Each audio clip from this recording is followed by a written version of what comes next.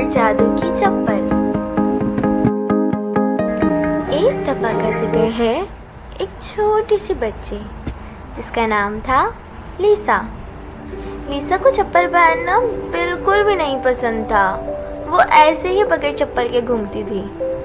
لیسا کی مما اس کو بہت ڈانٹتی تھی اس کی یہ والی حرکت پر۔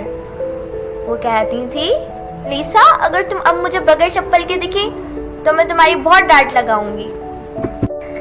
ایک دن لیسا کو ایک بہت پرانی دکان میں ملتی ہے جادو کی چپل۔ لیسا اس کو دیکھتی ہے اور پتہ نہیں کیوں اس کی طرف اتنا زیادہ اٹریکٹ ہوتی ہے اور اس کی طرف کھینچی چلی جاتی ہے۔ لیسا جیسے ہی چپل کے پاس جاتی ہے چپل شائن کرنے لگتی ہے، چمکنے لگتی ہے اور وہ لیسا سے بات بھی کرنے لگتی ہے۔ وہ کہتی ہے، مجھے پہنو اور ہر پرابلم کو فنی بنا دو۔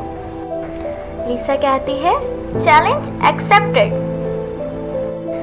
دا ویری نیکسٹ ڈے، بالکل اگلے دن، لیسا کے اسکول میں میتھ کا ٹیسٹ ہوتا ہے۔ لیسا جیسے ہی بورڈ پر سوال دیکھتی ہے وہ کیا دیکھتی ہے کہ نمبرز جمپنگ کر رہے ہیں، 2 اور 4 تو جیسے بھنگڑا ہی ڈال رہے ہیں۔ لیسا ہنستے ہنستے وہ سوال چھٹ کر کے چٹکیوں میں سالو کر دیتی ہے۔ ایک دن لیسا کا دوست راجو بہت زیادہ رو رہا تھا۔ وہ اس لیے رو رہا تھا کیونکہ اس کا ٹوائے ٹوٹ گیا تھا۔ لیسا نے میجیکل سلیپرز پہنی اور پہن کر اس نے اس ٹوائے کو ڈانسنگ روبوٹ میں بدل دیا جو کہ ڈانس کرتا تھا اور گانا گاتا تھا۔ وہ کہتا تھا، میں ہوں روبوٹ، جس کو ٹوٹ گیا تو گلو لگا دو، چپل سے جوڑ دو۔ ایک دفعہ کی بات ہے کہ لیسا کے اسکول میں کمپٹیشن تھا کہ سب سے ڈیئرنگ بچہ کون ہے۔ سب ٹرافی کو پانے کے لیے نئے نئے کرتب کرنے لگے، نئے نئے ڈیئرنگ کرنے لگے۔ کوئی رسی پر چلنے لگا، کوئی اسپیچ دینے لگا، کوئی ڈانس کرنے لگا اور اسی طریقے سے سب اپنے اپنے ڈیئر دکھانے لگے۔